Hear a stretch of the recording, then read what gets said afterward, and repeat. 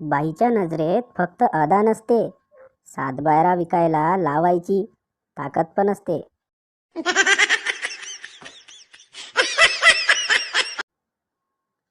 पिंकी, तू पहिला मुलगा आहेस ज्याच्याबरोबर मी असं गार्डनमध्ये आले आहे.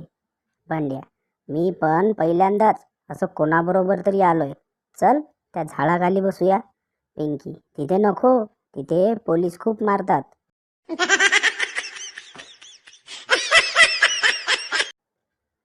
चिंगी सासरी असताना प्रवचनाला गेली. प्रवचन 5 दिवसांचे होते.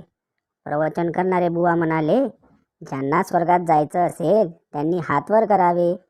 चिंगीचे सासू सासरे नणंद जाऊबाई सगळ्यांनी हात वर केले, पण तिने मात्र नाही केला. बुवा, तू का हात वर नाही केलास? तुला स्वर्गात नाही जायचे का? चिंगी, कशाला करू? हे सगळे गेल्यावर इथे स्वर्ग होईल ना.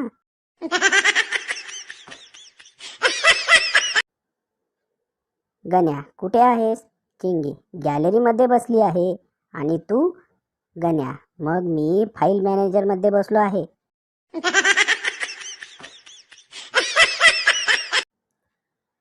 परस्त्री वाईट असते हे नेहमीचं वाक्य तो बोलला तेव्हा मला फार काही नाही वाटलं.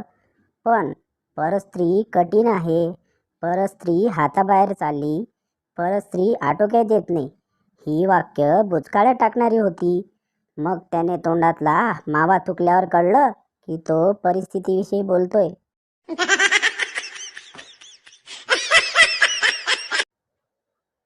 गोपू शिंप्याकडे गेला आणि त्याला विचारले, काका, पॅन्टची शिलाई किती आहे? शिंपी, ₹300. गोपू, आणि निक्करची? शिंपी, ₹100.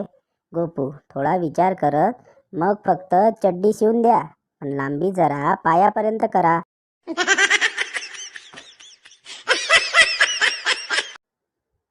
शिक्षक, चिंटू, तुला 10वीत 94% मार्क्स मिळाले, त्याचे रहस्य काय?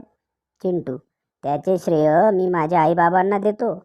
कारण आईबाबा सतत मोबाईलवर असल्यामुळे घरात भांडणे होत नव्हती आणि त्यामुळे मी शांतपणे अभ्यास करू शकलो.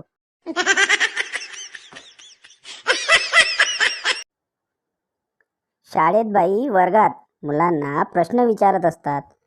शिक्षिका, एकीकडे पैसा, एकीकडे अक्कल, काय निवडाल?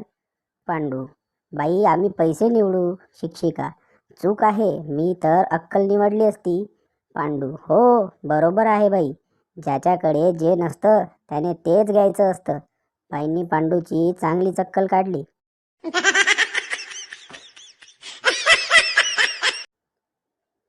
बायको, अहो मी काय काय सांभाळू? मुलं सांभाळू, तुम्हाला सांभाळू, की तुमच्या आई वडिलांना सांभाळू? नवरा आरामात, तू फक्त स्वतःची जीभ सांभाळ, सर्व ठीक होईल.